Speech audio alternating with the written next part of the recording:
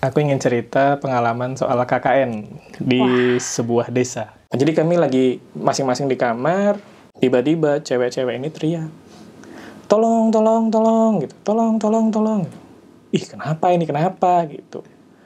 Terus akhirnya aku sama Angga langsung ngebuka pintu. Ternyata temanku si Patty ini, itu tuh terbujur kaku. Dia diam kaku gini-gini. Matanya ini melotot. Jadi sambil itu melotot gini.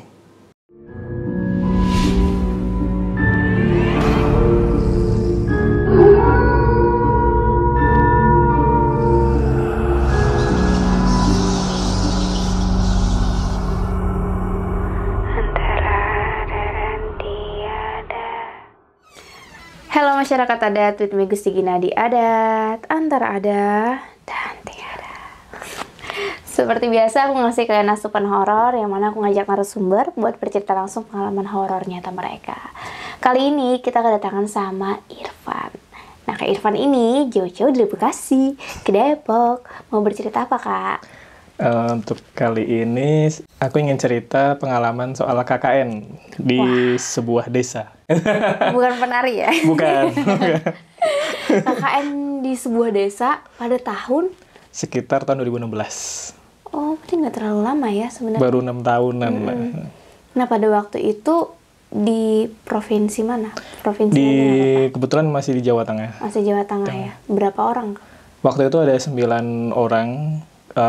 Untuk cowoknya itu ada 4, ceweknya 5, dan 3 orang nonis dan ke Kristen ya, nonisnya Kristen dan sisanya Muslim. Muslim, oke. Itu beda-beda fakultas berarti ya? Beda-beda. Oke deh, mungkin ini sedikit agak menakutkan ya, karena yang biasa kita tahu cerita KKN tuh serem-serem gitu. Sebelum kita minta Kak Irfan bercerita lebih lanjut, lebih lengkap, aku mau ingetin buat kamu yang baru mampir di channel ini, selamat datang. Silahkan di subscribe, like, comment, share, like. Dan jangan lupa nyalakan tombol notifikasinya biar kamu gak ketinggalan video-video aku yang terbaru. Langsung saja kita bersiap-siap mendengarkan cerita horor dari Kak Irfan saat dia KKN dengan 8 temannya di sebuah desa. Silakan, Kak.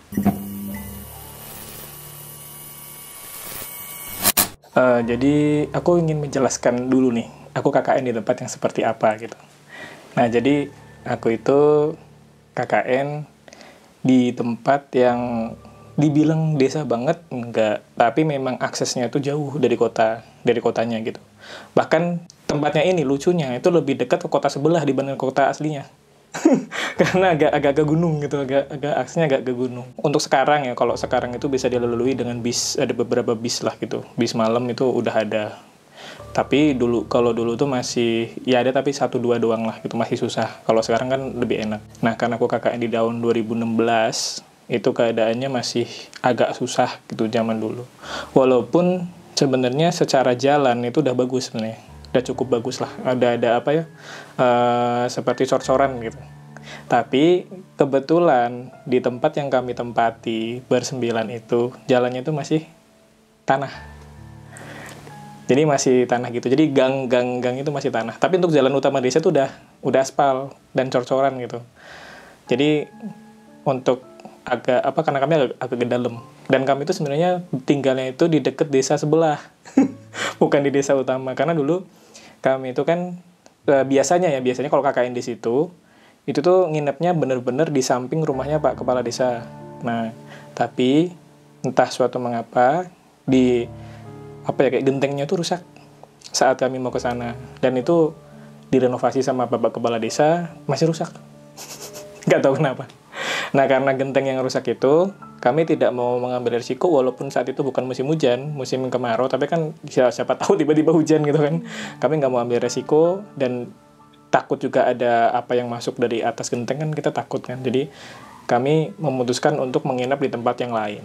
Nah, sampai akhirnya Pak Kepala Desa itu memberikan sebuah tempat wisma gitulah, kayak wisma kepada kami. Di mana wisma itu tuh kayak benteng.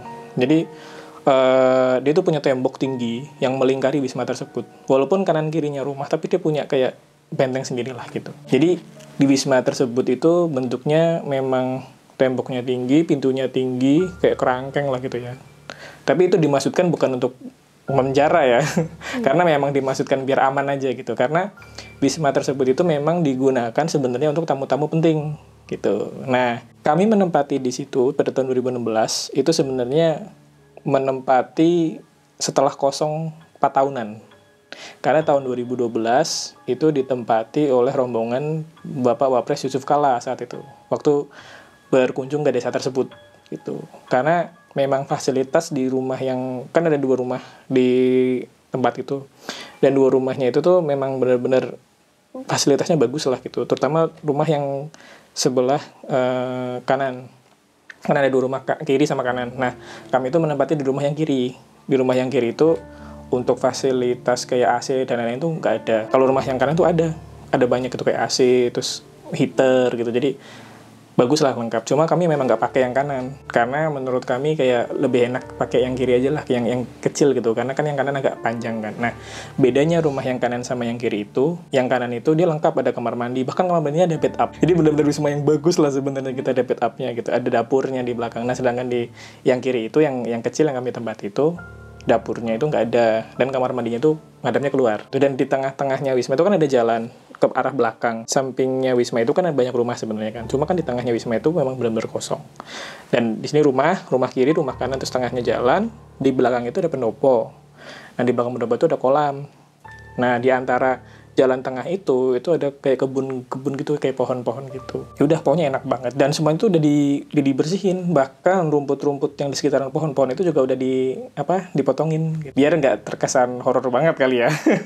Tapi yang namanya ya wisma itu sebenarnya modelnya tuh model lama sih wismanya itu. Jadi mungkin bangunannya udah tahun berapa aku nggak tahu. Yang pasti terakhir dipakai 2012. Terus kami pakai 2016, 04 tahun kan. Rumahnya kan samping-sampingan. Terus ada bagian yang hadap-hadapan gini kan. Nah, bagian hadap-hadapan ini tuh banyak kan kaca kan. Kayak ada sekatnya terus kaca lagi. Jadi biar kita bisa ngelihat ke rumah sebelah juga. Terus yang di belakang itu, di belakang rumah yang kanan itu ada sumur. Ada sumur, tapi nggak kepake udah. Cuma ditutup atasnya doang. Bahkan pendopo di belakang pun yang sebenarnya bisa dipakai untuk perkumpulan atau apapun nggak pernah dipakai. Baru dipakai setelah kami KKN di situ untuk ngajarin anak-anak gitu. Dan di situ tuh banyak pohon-pohonnya itu macam-macam. Ada pohon kayak pohon jambu, ada pohon pisang. Nah, pohon pisang itu banyak kan di belakang kan, di dekat pendoponya itu. Di sebelah pendopo sama di sebelahnya kolam. Di satu rumah itu ada 4 kamar. Kamar depan, terus kamar kedua, kamar ketiga. Nah, kamar ketiga sama kamar kedua ini connecting. Tapi pintunya nggak satu sisi, yang satu ngadap ke ruang tamu, yang satunya ngadap ke ruang belakang, yang mau ke arah kamar mandi. Nah, terus ada kamar keempatnya tuh agak ke kanan, jadi kamar 1, kamar 2, kamar 3, kamar 4-nya di sini. Nah, di tengah-tengah tuh ada jalan gitu loh, ada jalan ke arah kamar mandi gitu. Jadi ada pintu juga, terus kalau misalnya pintunya itu dibuka, itu kita arahnya ke kebun, langsung ke kebunnya itu.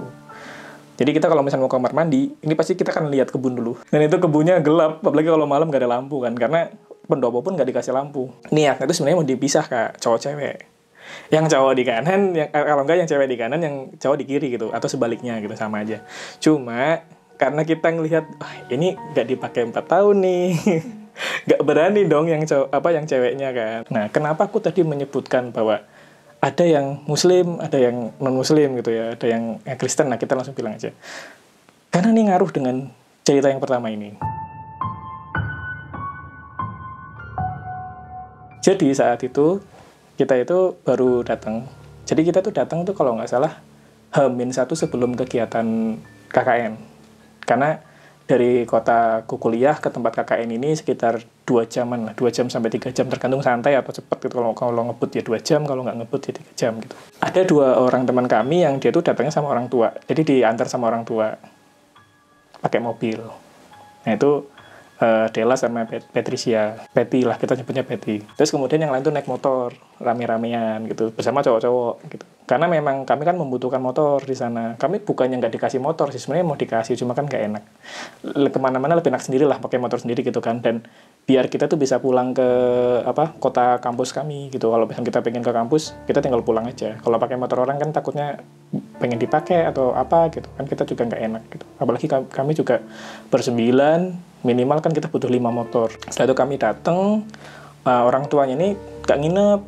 Dia tuh cuma nganter aja lah gitu, nganter, dan mereka tuh nungguin kami sampai maghrib, sekitaran maghrib. Terus kami kan datang itu bener-bener sebelum maghrib lah, jarak beberapa menit doang gitu. Itu kami yang pakai motor tuh baru datang terus ketemu orang tuanya nitipin anaknya, aku titipin nih anak saya ya gitu. Nah jadi yang pertama ada aku, ada Irfan, terus yang kedua ada Aul, terus yang ketiga ada Angga, yang keempat ada Uzi, yang kelima ada Dela, yang keenam ada Peti, yang ketujuh ada Rosa, yang kedelapan ada Rizka, dan yang ke-9 sebut saja Anti. Di antara 9 itu semuanya memang beda fakultas. Ada yang sama. Ada 2 orang yang sama gitu.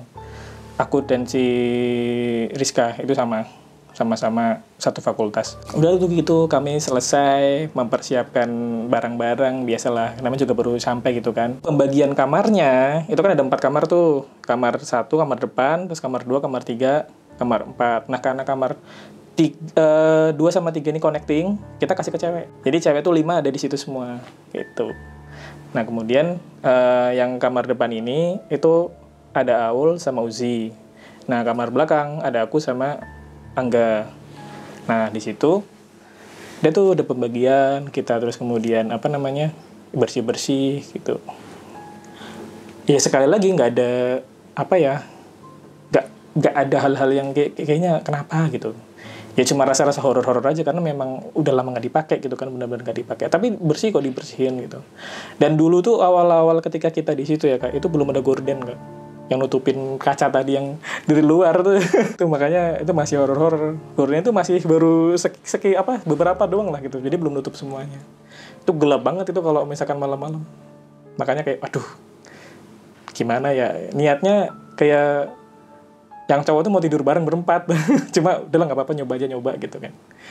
Nah kejadian pertama itu sekitar jam tengah 8-an lebih lah gitu. Nah, jadi kami lagi masing-masing di kamar, dan yang cewek ini kan karena connecting door jadi bisa kesana kesini, bisa ke kamar 2, kamar 3, serah gitu, bisa bebas gitu kan. Si Aul lagi di depan, Aul dan Uzi, aku sama Angga lagi di belakang kan. Tiba-tiba cewek-cewek ini teriak, tolong gitu, tolong gitu. Ih kenapa gitu. Terus akhirnya aku sama Angga langsung ngebuka pintu, dan itu kejadian di kamar nomor 3 Kak, yang pintunya tuh ke arah luar itu. Dan saat itu pintu luarnya tuh dibuka ya, karena memang kami belum pengen tidur kan, jadi masih dibuka. Kalau bolak-balik kamar mandi jadi nggak capek gitu loh. Terus karena tolong itu kami langsung datang dong, panik dong, nih kenapa nih. Ternyata temanku si Peti ini itu tuh terbujur kaku. Dia diam kaku gini. Matanya ini melotot. Jadi sambil itu melotot gini.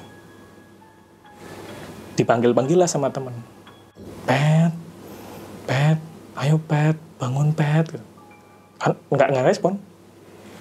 Dipanggil tuh nggak respon dia. Bener-bener gini diem. Dan tangannya tuh kaku banget, dipegang aja kaku kan. Bener-bener kaku, sekaku-kakunya gitu. Kayak batu lah intinya kayak gitu. Pet itu nangis yang cewek-cewek. Dan nangis-nangisan. Ini gimana ini gimana ini, temanku ini gimana gitu. Saat itu benar-benar pada nangis gitu.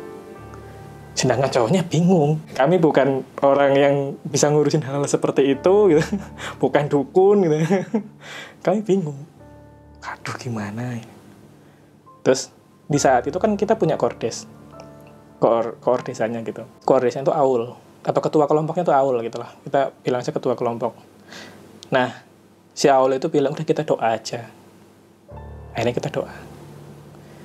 Kan tadi aku bilang nih, ada yang Islam dan ada yang Kristen kan. Yang Islam kita berdoa ayat kursi dan ayat-ayat semacamnya lah gitu, kayak ayat Al-Ikhlas, Anas, pokoknya ayat yang bisa dibaca gitu. Dan yang Kristen mereka membuka Alkitab dan mereka langsung baca Alkitab. Jadi kita bareng-bareng di saat itu, udah nggak peduli kamu Islam, kamu Kristen, sama-sama doa. Udah nggak peduli mau Pokoknya beda agama nggak peduli lah, pokoknya sama-sama doa untuk kebaikan teman saya si Peti itu. Dan Peti itu makin kayak gini gitu. Bener-bener matanya itu makin melotot, dan itu kenceng banget, dan matanya itu berair, matanya si Peti itu. Dan mereka tuh sambil doa sambil nangis. Dua-duanya tuh saling bersautan, bahasa Arab, bahasa Indonesia saling bersautan. Iya kan? Yang satu atas nama Allah, yang satu atas nama Bapa, ibaratnya kayak gitu kan. Itu udah saling bersautan. Sampai itu tuh agak lama, sekitar 20 sampai 30 menit lah, antara segitu. Si Peti tuh nggak bisa ngapa-ngapain itu. Dan dia lama-lama tuh kayak kejeng gitu. Gitu. Didoain tuh kejeng malah. Bayangin, didoain bukan sembuh malah kejeng, kan kita makin panik. Di saat itu kita bingung, kita mau ngomong ke kepala desanya, kita nggak enak. Kita yang milih di situ ibaratnya, kita yang minta di situ gitu. Masa kita sendiri yang kayak ngomong nggak jadi gitu. Dan itu udah dibersihin lagi, dan dibersihin bukan cuma rumahnya doang, rumput-rumputnya sampai dipotongin gitu ibaratnya, sampai se-effort itu gitu mereka. Masa kita minta pindah gara-gara itu, tapi tuh kepikiran Kak untuk pindah. Ya hari pertama aja udah diginiin gitu loh. Itu baru hari pertama. Terus akhirnya, wah gimana nih? Akhirnya kita doanya makin kenceng. Bismillahirrahmanirrahim, kenceng-kencengnya tuh doa gitu. Sampai akhirnya, ya itu di sekitaran 20 menitan itu, kayaknya 25 menitan gitu, si Peti ini mulai ngedipin mata. Berarti dia nggak ngedipin mata sama kejang? Iya. Selama kejang dia kayak gini terus. Bayangin, itu nggak normal kan? Manusia normal nggak mungkin nggak bisa kedip selama itu gitu. Nah, setelah dia bangun, dia sadar, dikasih minum, disuruh istirahat, kita waktu itu pintu kita tutup semua. Cewek-cewek kita suruh tidur satu kamar, dan yang cowok juga tidurnya satu kamar. Akhirnya ya udah gitu, malam itu kita sudah di situ. Dan Aul bilang, kayaknya kita hari ini udah nggak usah bahas apa-apa deh, nggak usah dibahas, besok aja kayak gitu, karena nggak etis. Sekarang tidur kita tidur. Dan sebelum tidur itu kan kita kan ada yang kebelet lah, ada apalah gitu, itu selalu ditemenin sama cowoknya. Dan cowok itu berempat selalu ngelindungin bareng lah. Itu kan tadi kan rumah yang mau ke arah keluar kamar mandi itu kan harus keluar dulu kan. Dan itu kita jaga tuh berempat, biar mereka nggak takut, biar mereka ngeliat kita gitu. Karena di saat itu tuh orang udah pucet semua kan, mukanya udah sangat-sangat pucet. Iyalah pasti. Nggak cuma 1-2 orang, itu semuanya pucet semua. Dan kita udah nggak bisa ngapa-ngapain lagi, apalagi kita kebuka langsung ngarah ke pohon-pohonan gitu, terus ngarah ke pendopo itu, gelap lagi pendoponya. Tidur malam-malamnya itu suasananya bener-bener yang dingin banget. Padahal daerah itu tuh bukan daerah dingin, sama sekali bukan daerah dingin. Walaupun aku bilang tadi agak kayak gunung, tapi bukan gunung yang bener-bener gunung, kayak bukit lah gitu. Cuma emang agak menjauh dari pantai. Dan itu jadi hawanya tuh dingin sepanjang malam. Kita nggak bisa tidur tuh jujur, susah banget tidur.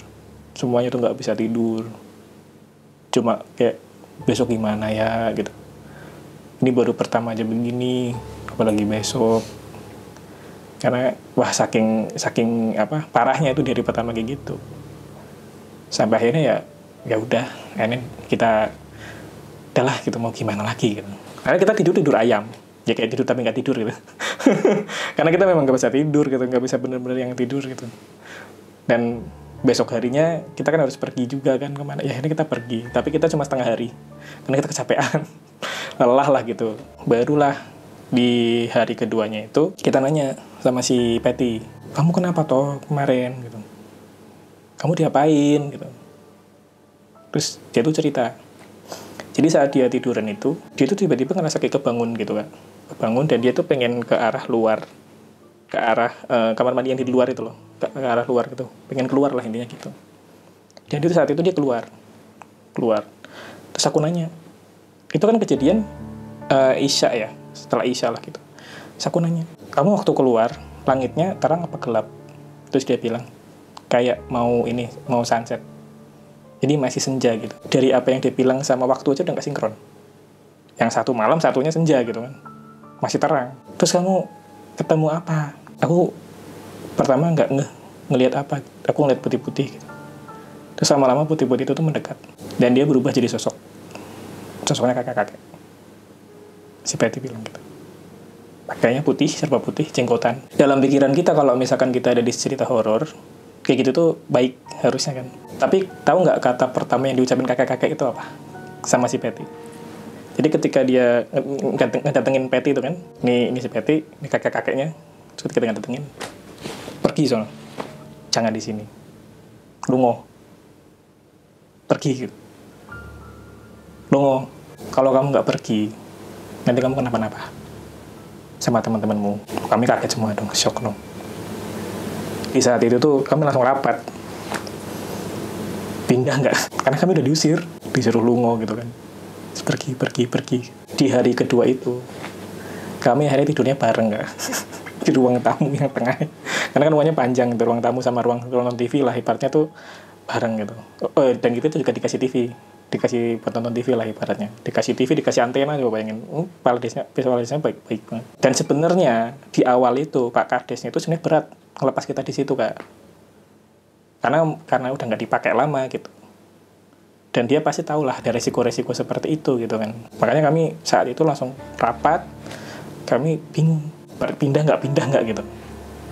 Tapi dengan banyaknya pertimbangan kayak orang pertama kita minta di situ, yang kedua rumah yang seharusnya kita tempatin itu memang rusak gitu loh, gentengnya rusak. Ya nggak mungkin lah kita ngambil resiko gara-gara itu kan. Akhirnya kami memutuskan untuk tetap di situ, tapi sambil nunggu beberapa hari gitu. Kayak perkembangannya nanti gimana nih gitu, bagus atau enggak. Itu bener-bener kayak ucapan selamat datang yang berbeda ya. Dan aku baru pernah digituin gitu, baru pernah kayak diusir ibaratnya gitu, baru pernah.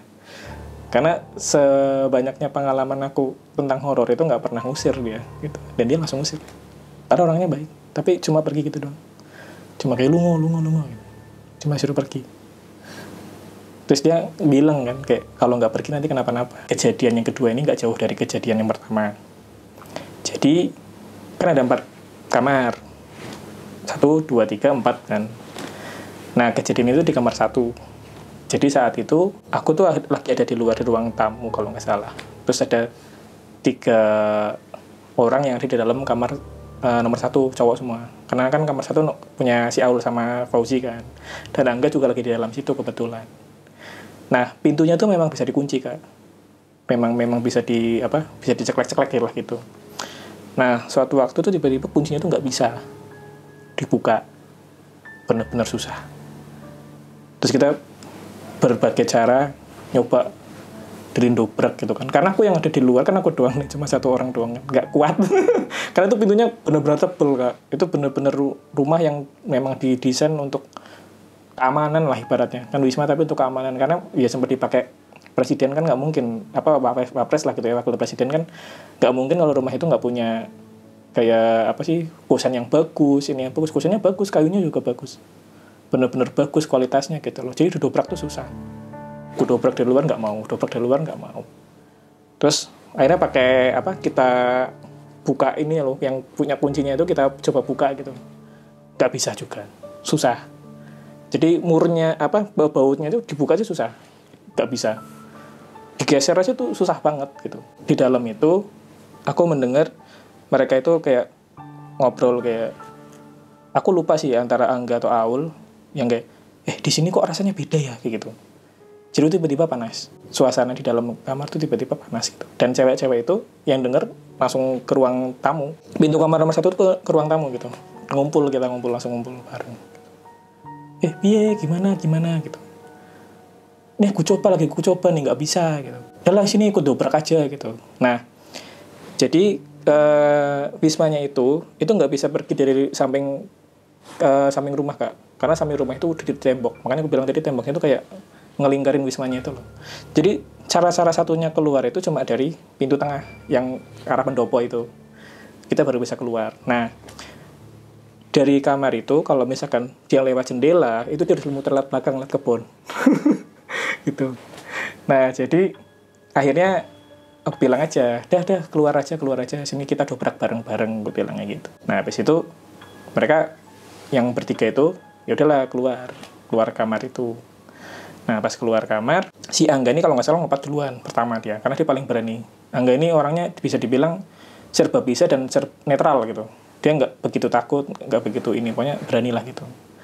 Dan yang kedua nih Uzi ini agak takutan, tapi ya nggak takut amat sih, takut ayam lah kayak cowok gitu pada umumnya gitu kan.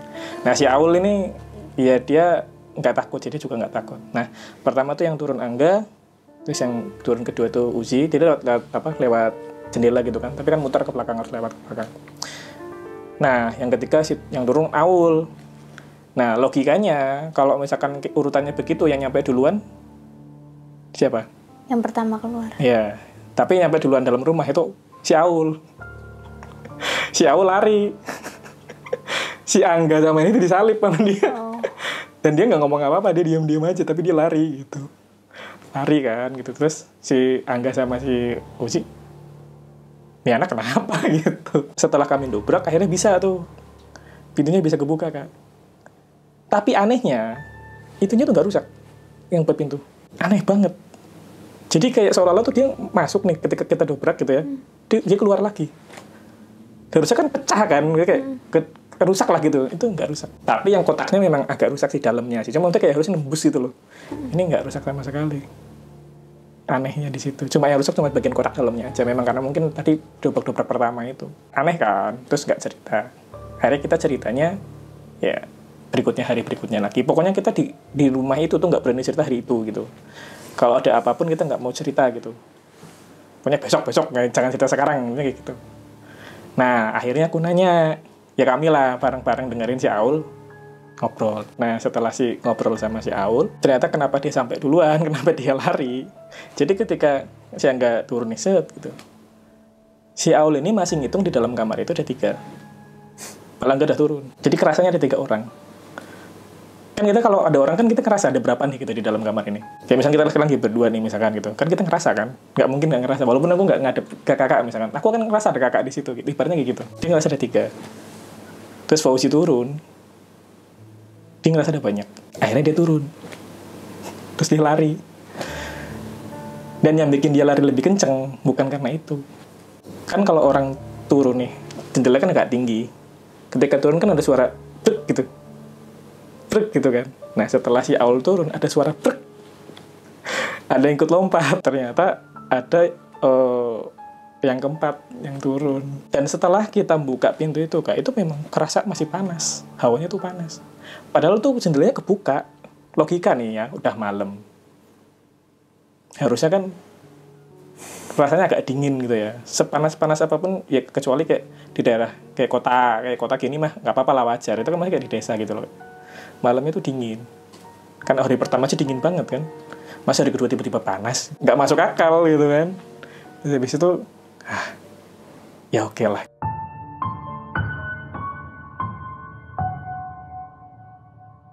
Nah, jarak beberapa hari berikutnya, aku itu jadwalnya untuk kayak piket.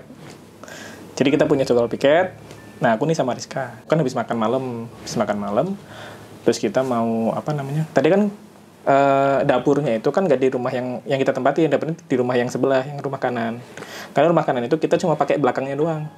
Jadi cuma pakai dapur sama cuma pakai kamar mandinya doang, yang ada bathtubnya itu. Dan itu rumahnya itu ada sekatnya Kak. Jadi mau masuk ke rumah utama tuh ada pintu lagi, tapi ditutup. Pintunya ditutup. Nah, saat itu aku sama Rizka tuh mau nyuci-nyuci gitulah. Nyuci-nyuci ya bekas makanan gitu. Habis makan, kita mau cuci-cuci.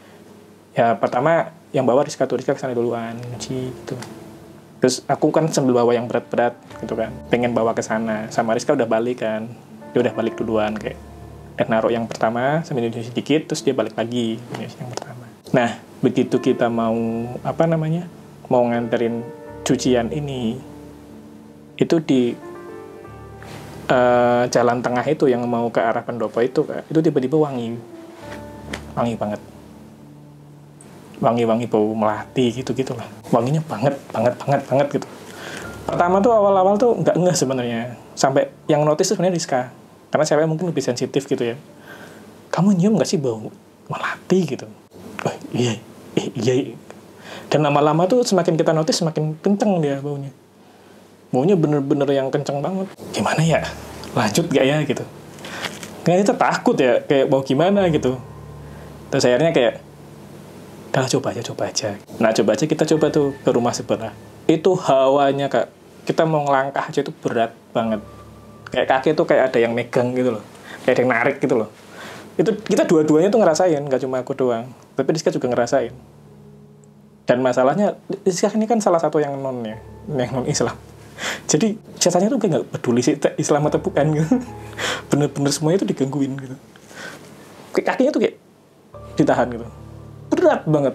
Rangkah tuh jadi berat. Terus kita bawa tuh jadi berat rasanya. Di tengah jalan itu, bener-bener pasti tengahnya itu bener-bener yang kita udah susah untuk jalan gak? Berdua itu. Terus akhirnya aku langsung memutuskan kayak udah balik gitu. Dan setelah itu nggak begitu lama lampu tuh kayak lampunya tuh kayak gitu. Tapi lampu yang di luar, bukan lampu yang di dalam. Kan ada lampu tuh di kamar di rumah itu kan ada lampu yang di luar tuh, yang di atas tapi yang di samping itu kan ada lampunya tuh dip gitu. Gitu.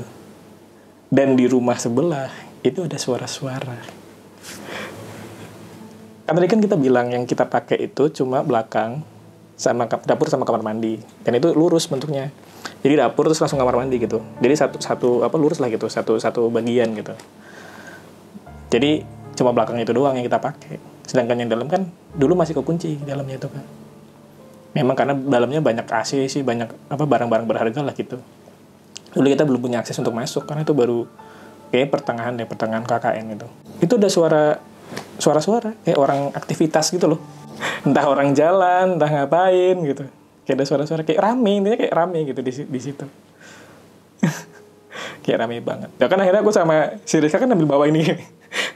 Terus aku lari. Aku bilang, mari kita lari. Dan kita lari, alhamdulillah kita bisa. Tapi memang agak berat. Cuma nggak seberat waktu kita mau ke sono gitu loh. Jadi waktu kita mau ke sono tuh kayak berat banget gitu. Dan tadi kan aku bilang kan, hadap-hadapan kamarnya itu jendela loh. Kaca. Dan di sana tuh kamarnya nggak ada hordengnya sama sekali. Bener-bener pure jendela. Kelihatan dong? Kelihatan. Dan kosong? Bayangan. Kayak ada yang lalu lalang. Oh, ini ada terlihat bayangan? Kelihatan. Jadi kayak lalu lalang gitu. Tapi gelap ya? Tapi rame gitu ya. Tapi rame memang kayak lalu lalang gitu. Kalian lihat dua-duanya? Dua, lihat. Siapakah mereka? Itu. Jadi kayak lalu lalang gitu. Tapi kita nggak tahu, mukanya nggak jelas, apanya nggak jelas, cuma kayak bayangan orang aja gitu. Tapi lalu lalang.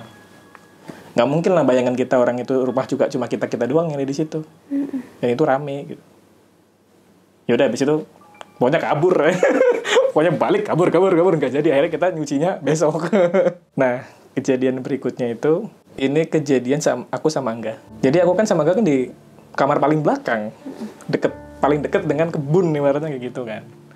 Nah paling dekat dengan kebun. Terus saat itu tuh kamarku itu jendelanya tuh beda sama yang lain Kak. Kalau 3 kamar yang samping kiri itu jendelanya tuh bagus-bagus, jendela kaca.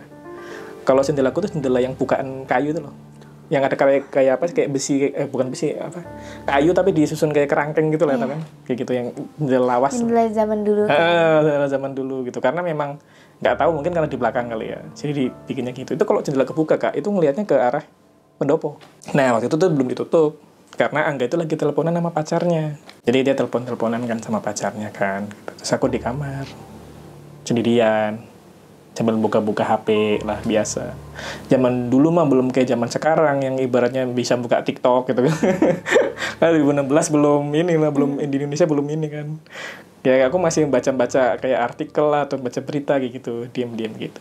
Nah tiba-tiba hawanya tuh pekat lagi Kak. Pokoknya pekat terus berat gitu ya, rasanya tuh berat gitu. Terus aku langsung keinget Angga di luar. Angga. Enggak gitu. Aku panggil, nggak nyaut. Padahal dia tuh deket sama aku Kak. Karena aku dalam kamar. Nih. Kan jendelanya kebuka nih. Dia tuh di sebelah jendela persis. Harusnya denger dong. Ibaratnya kayak aku ke situ lah, deket lah gitu. Harusnya denger. Enggak gitu. Enggak nyaut. Enggak nyaut. Enggak, tolong lah. Jawab ngapa gitu. Enggak nyaut. Sampai akhirnya aku kayak, aku keluar aja lah gitu, aku panggil orangnya manual gitu, terus enggak, pas aku keluar itu dari pintu yang kamar mandi, depan kamar mandi itu enggak gitu, nyaut ya, apa gitu, udah malam masuklah gitu, nantilah belum selesai, aku lagi masih telepon nih gitu. Wah, bucin terus aku masuk lagi kan ke kamar, dan aku nggak dengar suara Angga dari luar, padahal posisinya tuh deket. Tapi habis itu ya udah kayak aku udahlah biasa aja dulu gitu kan, karena dia udah dibilangin, dia udah nantilah gitu bilangnya kan gitu. Terus jarak beberapa lama, kayaknya mungkin hampir sejam lah gitu, aku keluar lagi, wis rampung urung gitu, udah selesai belum gitu, urung kusik dia bilang nanti dulu gitu, tak nelpon saya gitu, sabar gitu, dia bilang gitu, sabar gitu. Terus ya wes lah gitu. Tapi anehnya ketika aku manggil si Angga itu dari kamar, itu pasti dia nggak nyaut, pasti gitu. Ketika aku keluar tuh dia baru nyaut, aneh kan, padahal tuh kebuka jendelanya itu. Nah setelah itu akhirnya kembali, tanpa aku ini manggil dia balik gitu. Terus dia balik dan di pintu dia ngelongok gitu, temenin dong gitu. Temenin ngapain? Buang air. Lah tumben nih anak, kan aku bilang tadi dia tuh orangnya netral, kayak dibilang takut ya enggak gitu, tapi dibilang nggak takut ya sebenarnya dia punya takut juga gitu. Temenin dong gitu. Yalah, uang deket banget, orang kamarnya kita tuh sama kamar mandi tuh tinggal keluar doang gitu loh. Ya udah, aku liatin aja tapi sambil ngeliat ke arah pendopo itu tadi. Dan di pendopo itu, wah, rasanya rame lagi. Kan isinya kebun, isinya kayak pohon-pohon gitu lah ya. Ya pohonnya campuran lah. Pohonnya ada pohon jambu, ada pohon belimbing, mungkin kayaknya pohonnya ada campuran pohonnya gitu. Tapi yang paling aku ingat pohon jambu, karena memang paling banyak di situ pohon jambu, sama pohon pisang di belakangnya lagi kan. Itu kayak rame banget. Bener-bener kayak dibilang pasar, ya nggak pasar banget sih, cuma rame gitu. Dan itu kayak orang lalu lalang. Aku nggak tahu apakah itu residual energi atau apa, itu nggak tahu, kurang paham. Cuma dia bener-bener yang rame, dan aku tuh sampai merinding banget saat itu. Bener-bener yang wah, gimana ini ceritanya. Sampai si Angga ini dia keluar dari kamar mandi, dan anehnya kamar mandinya itu, dia di kamar mandi itu lama. Di aku tuh rasanya lama gitu, kayak lama banget. Dan aku tuh ngeliatin luar itu sambil nge-freeze ya, sambil diem gini, nggak bisa ngapa-ngapa, kayak bener-bener yang speechless gitu. Karena bener-bener rame tapi nggak ada apa-apa gitu. Cuma ya nggak tahu apakah itu perasaan atau apa, tapi kelihatan gitu, kelihatan tapi samar-samar. Ya kayak istilahnya kayak daun bergoyang gitu loh, kayak daun goyang. Tapi kan padahal rumputnya udah dipotongin gitu. Terus kan di belakang kamar ini, di belakang rumah ini, di belakang kamar mandi, yang belakang kamar juga, ini kan ada apa namanya, di sebelah belakang agak ke kiri itu ada jemuran, tempat jemuran gitu kan. Nah tempat jemurannya itu kan pakai tali, dan talinya itu disangkutnya ke pohon. Karena di situ nggak ada tembok-tembok, cuma adanya pohon gitu kan, pohon ke pohon. Nah talinya tuh nggak bisa diem, gerak, kayak digerakin gini. Kalau kita main apa tuh yang lompat-lompat tali, tapi bukan diputar, diginiin, dikelombangin. Jadi kayak kayak mainan gelombang gitu. Dan untung kan nggak ada baju, jadi nggak ada yang jatuh gitu. Cuma kelihatan banget gerak-gerak. Jadi gerak-gerak gitu. Sampai akhirnya, aduh, yaudahlah, aku mau gimana lagi, aku juga udah disuruh Angga nunggu di sini kan. Jadi gimana lah, pasrah aja. Nah ketika Angga keluar, tidurlah kita. Nah kakak tahu nggak kenapa si Angga ini lama teleponnya? Jadi ada alasannya. Jadi ya kita ceritanya nggak di hari itu. Nah ya besok harinya. Besoknya si Angga ini baru cerita, kemarin kamu ngerasain nggak kalau hawanya itu beda? Dia bilang gitu. Ternyata dia ngerasa. Itu terus iya. Lah aku panggil kamu dari kamar kemarin nggak denger kok gitu. Dia bilang gitu kan. Terus dia, emang kamu manggil? Dia malah gitu. Bukannya kamu manggil pas keluar doang? Dia bilang gitu kan. Ya memang bener aku manggil pas keluar juga kan. Ya iya sih, tapi aku manggil loh dari dalam gitu. Aku nggak dengar apa-apa. Dia bilang gitu. Lah, seriusan? Iya. Lah terus kamu pengen cerita apa? Aku tanya gitu kan. Nah jadi pas dia waktu teleponan pertama kali sama pacarnya itu baru awal-awal teleponan itu. Di pendopo itu ada putih-putih. nggak tahu duduk, nggak tahu berdiri, dia aja kayak titik lah gitu ngeliatnya, karena jauh kan. Jadi antara rumah ke pendopo tuh agak jauh, Kak. Ke belakangnya itu lumayan lah, mungkin ada 200 meter kali atau 150 meter, tapi lumayan jauh lah, nggak deket gitu. Bisa lah mungkin bangun 3 rumah. Maksudnya kayak memang itu luas gitu, luas banget. Terus dia lagi teleponan gini, terus ngeliat kayak titik-titiknya gitu. Nah, di depan pendopo itu kan ada pohon yang gede. Dia tuh ngeliat putih-putih itu tuh pindah. Pas dia habis teleponan gitu kan, agak lama juga gitu. Kan dia pertama ngeliat yang titik kan, ngeliatnya kayak titik gitu. Terus dia agak teleponan lama, ya 20 menit gitu lah. Ini titiknya tuh maju ke arah pohon yang itu. Dan sekarang kelihatan dia berdiri.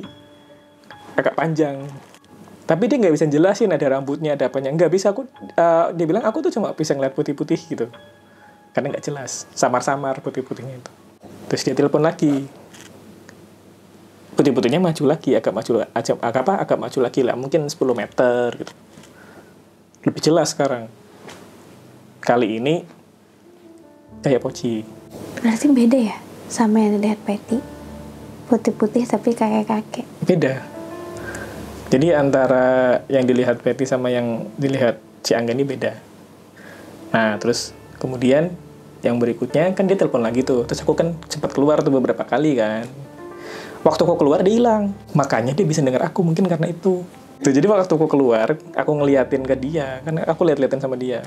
Itu dia nggak ada. Dia bilang hilang gitu. Nah, begitu aku masuk, jarak berapa detik lah ibaratnya gitu, ada lagi. Tapi dia tetap diem gitu. Diem. Dia telepon lagi lah. Dia kan telepon tuh sekitar 2 jam lebih gitu. 2 jam atau 3 jam gitu. Ngedeket lagi dia. Tapi kali ini bentukannya kuntilanak. Berubah lagi? Berubah. Ada rambutnya dia bilang. Tapi mukanya nggak kelihatan. Jadi kayak rambutnya kayak dia digituin. Situ kan ada sumur kan, bekas sumur yang gue bilang tadi. Walaupun sumur itu tuh nggak ditutup, cuma ditutup pakai kayu lah gitu, nggak ditutup yang diuruk gitu ya. Nah, si putih-putih itu pindah ke situ kan. Itu kan udah deket rumah. Dia pindah di situ agak lama tuh. Kata dia lumayan lah dibandingkan dengan yang lain tuh, paling lama di sumur itu. Tuh. Terus itu bentuknya udah kunti. Fix itu dari yang setelah pohon itu dia kunti terus. Nah, sampai akhirnya kenapa dia balik? Itu untuk kunti katanya udah mau kayak mau terbang gitu, udah ancang-ancang gitu. Ke arah dia? Ke arah dia. Karena dia udah lihat mukanya. Gimana? Katanya tuh mukanya ya hancur gitu. Tapi nggak hancur yang kayak di film-film yang ada darahnya gitu, enggak. Cuma kelihatan hancur nggak jelas lah gitu. Ya orang hancur, tapi nggak ada darahnya gitu loh. Cuma bekas darah ada. Cuma bukan darah yang netes gitu. Nah itu udah mau nyamperin dia, makanya dia kabur. Langsung masuk ke dalam rumah. Gitu.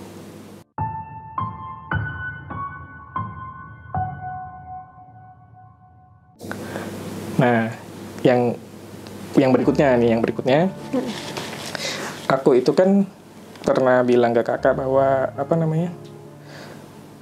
kamar mandi kita tuh 2. Nah, ini ada kejadian yang soal kamar mandi. Jadi kejadiannya tuh sebenarnya bukan soal kamar mandinya langsung sih, tapi karena temanku mau mandi gitu. Pada saat itu aku, Aul sama Patty itu lagi evaluasi kegiatan KKN hari ini. Kita tuh kayak tadi tuh ngapain, terus pas kita lagi ngurus anak-anak tuh kayak gimana, harusnya kayak gimana gitu. Jadi kita evaluasi lah kegiatan saat itu, karena kegiatan saat itu memang kita ngajar di sekolahan. Jadi kita beberapa kali tuh ngajar ke beberapa SD gitu.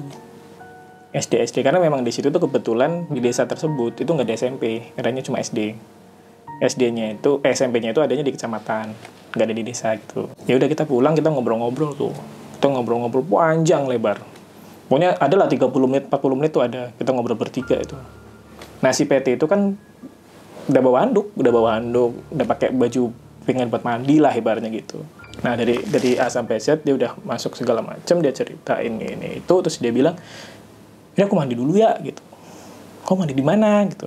Ditanya sama Aul. "Aku mandi di sebelah." Karena ada bed up-nya kan gitu.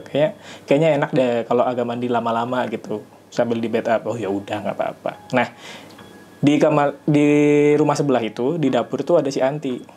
Nah, si Anti ini dia itu lagi nyuci piring gitu kan, kayak oh iya ding bener ada si Anti. Jadi kita sebagai cowok yang ngebiarin, karena kalau misalkan enggak kan kita nggak berani lepas dia sendirian gitu, takutnya kenapa-napa sih gitu kan ya. Karena dari si Anti lagi nyuci piring, ya udah kita biarin aja si Anti nyuci piring lah gitu. Si Peti ini keluar kan, dan kita tuh nganterin ke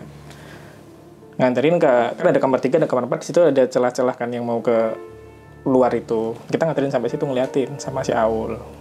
Nah si Peti ini bener belok ke kanan, beneran mau mandi, dan kita ngeliat kok, oh iya gitu, bener kok gitu. Jarak berapa menit si Peti ini selesai mandi, cepet banget ya. Tapi bukan dari arah kamar mandi sana kak, dari kamar mandi yang di belakang rumah. Dia tiba-tiba tuh pakai handuk gitu, sek gitu. Kapan kalian berdiri? Gitu. Lah, kan kami nganterin kamu gitu mandi. Lah, nganterin gimana? Dia bilang gitu. Lah, kan kamu baru mandi kan ke kamar mandi sana gitu. Lah, enggak, aku dari tadi mandi di sini, dia bilang gitu. Tapi masalahnya kami masih belum yakin nih. Kayak, ini orang canda nih, sih gitu. Mungkin pas aku ngeliatin tadi, dia balik gitu.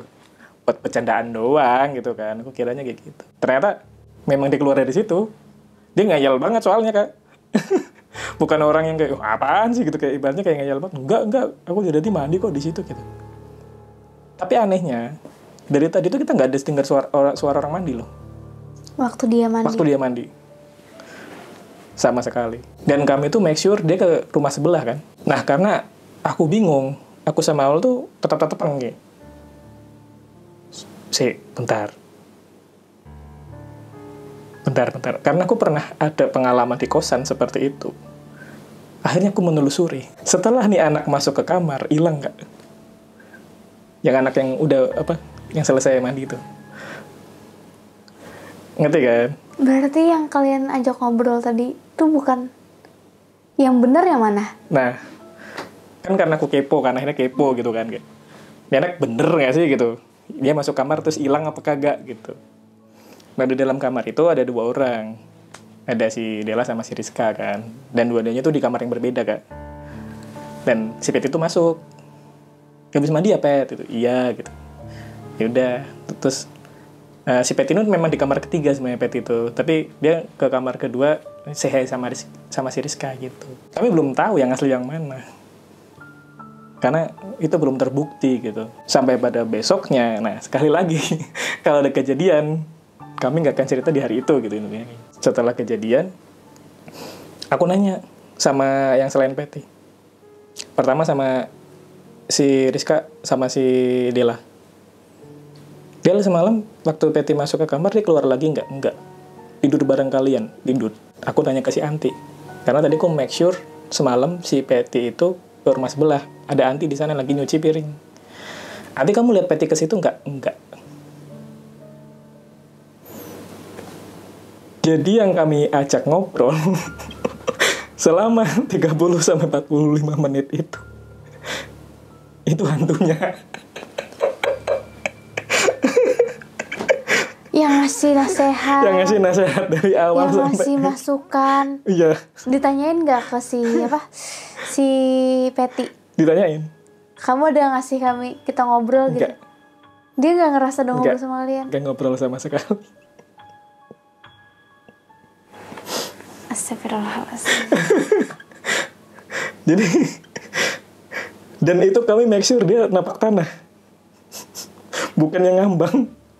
Dan sekali lagi ada bayangannya. Dan dia hilangnya waktu masuk kamar mandi. Kamar mandi yang rumah sebelah. Rumah sebelah.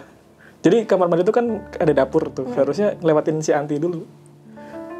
Tapi kata Anti nggak ada. Nggak ada. Di situ dia menghilang. Di situ dia menghilang. Tapi waktu si Peti yang beneran mandi tuh dia nggak ada bunyi suara. Nggak ada bunyi suara sama sekali. Ya kan kalau ada bunyi suara kita kan pasti langsung make sure dong. Iya. Siapa yang mandi gitu. Dan Angga itu lagi ada di kamar. Si Uzi juga di kamar depan. Itu udah berentet ya kejadian setiap malam ya? Berentet. Terus ada lagi nggak? Ada lagi. Ini tuh kejadian yang ya agak membahayakan lah gitu. Ke aku sendiri. Oh Gimana?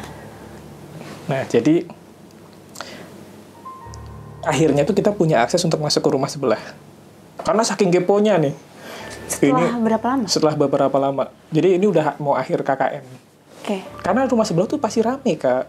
Jadi sebelumnya aku cerita lah ya, rumah sebelah itu banyak teman-teman kami yang mendengar kayak suara dikencet, nyet gitu. Bukan dikencet, didorong. Kayak perabotan-perabotan didorong. Terus perabotan yang tadinya kita ngelihat tuh, ini kursi di sini nih, besok di sini nih gitu. Kalau kita nggak punya akses sama sekali.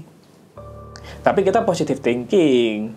Mungkin penjaganya masuk waktu kita nggak ada di situ. Karena kan kita dari periode pagi sampai kita siang itu nggak ada penjaganya. Ya gitu, itu banyak kejadian di sebelah itu. Yang suara orang tiba-tiba teriak, gitu. Minta tolong, nangis itu. Oh, jadi itu tiap malam ya? Nggak tiap malam, cuma memang sering. Kayak emang sering gitu? Dan itu kalian total 45 hari kan? 45 hari. Berarti bisa dibilang sekitar 1 bulanan tuh sering terjadi gangguan-gangguan itu? Sering. Sampailah pas mau berakhir terjadilah sesuatu yang membahayakan nih. Nah, ini. Di saat itu tuh kita punya aksesnya, kuncinya gitu. Siang-siang nih. Siang-siang, nggak malam-malam. Sekitar jam 1 sampai jam 2 lah. Jam 1 sampai jam 2, terus kemudian kami tuh main-main di makanya aku bilang ada AC, ada apa, karena kami masuk. Karena AC itu ada di kamar, bukan di luar. Nah, waktu kita buka akses itu tuh hawanya udah panas, Kak. Bukan panas yang kayak suasana, kayak panas yang tahu sendiri lah, panas gitu. Suasananya tuh udah agak panas. Terus kemudian kami masuk, kami lihat-lihat, karena kita lihatnya rame-rame ya, bareng-bareng, jadi kayak ya udah, perasaan-perasaan yang aneh itu nggak ada gitu, kayak kita negasikan lah gitu, kayak kita ya udahlah gitu. Kita yang lihat, perabotannya kayak gini, dan bagus-bagus perabotannya, memang ya kami mengakui memang itu cocok dipakai untuk orang penting gitu. Kayak wow, pantes Pak Wapres pernah kesini gitu. Karena memang bagus. Karena memang ya daripada Wisma kita sebut mungkin pavilion tadi gitu. Benar-benar different lah gitu. Dan di setiap kamar itu ada AC. Benar-benar ada AC-nya. Masih kepasang tapi diplastikin gitu. Nah, di kamar, aku lupa ya di rumah sebelah tuh kamarnya berapa, karena saat itu aku nggak begitu ngeh gitu, ngitung kamar gitu. Nah, kita tuh main di kamar yang paling belakang. Di kamar paling belakang tuh AC-nya kebetulan nggak diplastikin. Dan listriknya itu saat itu nyala. Karena AC ada listrik atau enggak kan kelihatan. Terus kita cari-cari tuh remote, iseng. Nyala-nyalain gini, ternyata nggak nyala. Terus pas kita balik lagi ke situ, udah mati AC-nya tuh. Nah, terus bahayainnya di mana gitu. Kan udah pada, ibaratnya kayak mereka masih di ruang tengah kan. Aku masih kepo sama kamar yang itu. Aku masuklah, dan kamar itu tuh gak ada kuncinya, Kak. Memang bisa dibuka tutup gitu, kayak diceklekin tuh bisa, cuma gak ada kuncinya. Nah, pas aku di dalam itu, tiba-tiba suhu udaranya tuh jadi panas banget. Dan jadi susah napas, kayak sesek, kayak tiba-tiba tuh gitu, kayak orang kecapean lah gitu. Nggak sampai yang nggak bisa napas, nggak, tapi jadi sesek banget gitu loh. Tiba-tiba jadi sesek dan kayak padat gitu. Dan udara yang tadinya panas tadi itu jadi dingin. Tiba-tiba jadi dingin, bener-bener yang dingin gitu. Terus aku panik kan, wah ini keluarnya gimana nih. Akhirnya aku tok tuh pintunya. Tok. Woi gitu. Aku nggak minta tolong karena takutnya mereka kayak gimana gitu. Sampai akhirnya dibuka lah sama si Anti. Itu di situ aku udah pengen pingsan lah, Kak. Aku udah pusing banget. Karena nggak bisa napas, bener-bener yang pokoknya pusing lah gitu. Kayak kepala tuh udah muter-muter lah gitu, kayak pusing banget. Dan aku tuh udah kayak aduh gitu, udah kayak mau pingsan gitu. Kayak aduh gimana gitu. Sambil ketok-ketok itu. Dan itu lama, Kak. Itu bisa 15 menit itu aku ketok-ketok. Terus sama si Anti akhirnya dibuka tuh. Sama Anti dibuka. Kue nggak foto keringetan? Tanya gitu. Padahal dingin udaranya. Yang jadi panas tiba-tiba dingin kan. Tapi dia ngomongnya, nggak foto keringetan, kamu ngapain kok bisa keringetan? Gitu. Tapi saat itu aku nggak langsung gubris. Terus aku bilang, kayak aku tuh nyoba. Nah, aku tuh orangnya memang suka kayak memastikan apakah benar ini pintu tuh nggak bisa ditutup apa enggak gitu. Terus aku bilang, nanti kamu masuk ya, nanti aku di luar, nanti kamu bukain pintunya. Kalau misalkan kamu nggak bisa buka, nanti bukain dari luar gitu. Tapi aku nggak cerita apa-apa ke dia, aku cuma ngomong gitu doang. Tahu nggak? Dia buka itu gampang nggak? Dibuka. Lagi. Dibuka, kok bisa buka ya? Gampang banget. Dan saat tadi aku terakhir di situ sendirian tuh, ya nggak bisa ini. Kayak kekunci gitu waktu Kak Irfan di sana. Iya. Udah dicoba gini. Udah dicoba. Kuncinya juga nggak bisa. Dan jendelanya itu ada ventilasi. Kan panas. Di luar pun panas orang siang. Tapi saat itu bisa dingin, tiba-tiba dingin gitu. Si Anti ngerasa dingin juga? Enggak. Makanya dia nanya kan, kenapa kamu keringetan? Karena saat itu harusnya panas tapi nggak yang bikin keringatan banget. Dan aku tuh keringetnya kayak udah gobios gitu loh, kayak keringet basah lah gitu, orang keringatan banyak gitu loh. Makanya aku bilang udah mau pingsan gitu. Karena bener-bener napasnya tuh susah, kayak ibaratnya kekurung di tempat yang hampa udara gitu, gimana sih? Kayak yang udaranya tuh bukan hampa sih, kayak tipis lah gitu. Jadi kayak bener-bener susah.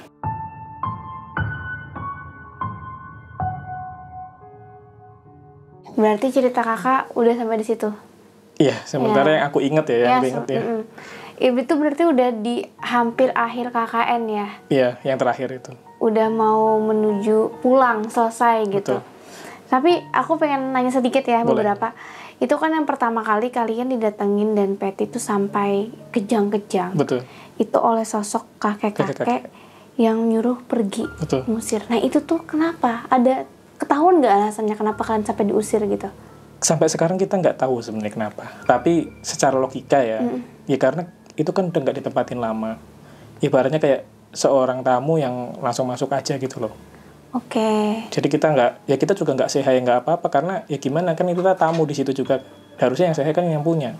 Kalian juga nggak ada ngobrol sama orang warga sana? Nggak ada yang tahu. Nggak ada diobrolin juga? Sampai sekarang bahkan nggak ada yang tahu. Oh, jadi keep kalian aja. Keep, ya. Terus si Peti itu kan kejang-kejang, dia sampai nggak ngedip tuh 20 menit, 30 menit. Itu dia sebenarnya ada riwayat penyakit medis kah? Atau cuman baru sekali itu pertama kali di hidupnya? Dia ada cerita nggak? Nggak ada. Dan setauku nggak ada ya gitu. Dia nggak pernah cerita juga sih kena kayak gitu. Jadi kejadian itu bisa dibilang murni mistis ya? Murni. Dan setelah itu yang pertama itu dia nggak pernah kayak gitu lagi. Memang kakak-kakak itu muncul lah beberapa kali gitu. Oh muncul juga. Kali. Cuma ya itu kayak cuma nampakin aja gitu. Yang ngelihat siapa yang kakek-kakek? Banyak. Oh berarti dari kalian semua ngelihat kakek? Dia kayak sekelibat gitu kah atau? Kayak nampakin bentar gitu. Oh menakin. Dia sempat bilang kan kalau kalian tetap di sana itu bahaya buat kalian gitu. Itu. Tapi sejauh sampai akhir nggak ada yang. Kalau yang sampai benar-benar bahaya secara fisik nggak ada. Nggak, berarti. Cuma secara mental mungkin tuh. Iya mungkin itu ya. Bahayanya secara mental setiap malam ya. Iya. Itu mendapat gangguan gitu. Nah tadi kan diceritain sama Kak Irfan juga mungkin kalau diceritain 45 hari itu panjang banget betul, gitu. Betul. Ibaratnya secara garis besar aja. Ya. Dan ibaratnya apa ya yang paling berkesan lah gitu bagi aku sendiri. Karena sebenarnya kalau misalkan kita nanya teman-teman, mungkin mereka punya cerita yang lain. Iya betul. Tapi dari semua kejadian yang ada di KKN itu, berarti gangguan itu tuh murni karena tempat itu gitu kan, bukan karena ulah kalian yang misalnya ribut kah, membuat ini sesuatu yang aneh kan, nggak ada ya. Tapi memang karena tempat itu sepi gitu, terus juga 4 tahun nggak ditinggalin ya. Nah, yang sebenarnya bikin penasaran tuh satu. Jadi waktu kita mau pulang dari sana, itu kan ada orang yang mau survei tempat karena dia pengen penyuluhan. Dia orang pemerintahan gitulah gitu. Dia nanya-nanya kan, kayak di sini gimana, enak nggak? Oh enak pak. Ada hantunya nggak? Oh nggak ada pak. Dia nanya gitu. Jadi kami nggak mau bilang. Cukup rahasia kalian bersembilan ya. Karena gini, yang pertama pertimbangannya adalah kepala desa itu memberikan kami itu segala fasilitas. Iya, servisnya bagus banget. Bagus banget. Kalau aku jujur aja ya, itu salah satu KKN yang mungkin fasilitasnya terbaik karena aku ngelihat di desa-desa sebelah itu nggak kayak kami. Kayak mereka tinggal di balai desa gitu loh. Sedangkan kami di Wisma. Iya. Yang bagus. Tempat orang penting banget. Tamu kenegaraan lah di sana ya. Bahkan terakhir itu Pak Wapres dan rombongan gitu. Tapi setiap malam ada gangguan. Cuma ya aku cerita itu ya karena gangguannya yang lain itu ya gangguan yang kayak biasa lah gitu, yang normal gitu. Iya, apalagi dari rumah sebelah ya. Dan itu kaca jadi kelihatan. Tapi akhirnya dikasih gorden nggak? Akhirnya dikasih. Mungkin nanti kalau misalkan ada fotonya bisa aku kasih fotonya lah gitu. Iya, cuma mungkin agak dikit ya. Iya, dikit. Nggak bisa, kalau kebanyakan nanti orang bisa tahu Ketahuan, ya. ya. Paling aku gambar ilustrasi aja. Oke. Oke. Jadi kayak gitu. Oke, thank you banget ya Kak ceritanya. Sama-sama. Wow, bagaimana cerita KKN kali ini? Ini memang ya kalau KKN tuh ada aja cerita, dan itu mahasiswa yang lagi KKN tuh nggak tahu bakal tidur di mana, ditempatin di mana. Betul. Sebenarnya kalau banyak cerita KKN tuh mereka ditempatkan yang maksudnya tidak selengkap dan senyaman fasilitas Betul. yang didapatkan oleh Kak Irfan dan teman-teman. Cuman mereka juga mendapatkan servis ekstra dari hantu-hantu di sana. Kalau kalian yang pernah KKN, yang pernah ngalamin hal-hal serupa nih, gangguan-gangguan, silahkan tulis di kolom komentar. Mungkin berasa relate gitu ya. Tapi buat yang belum KKN, gimana kalian?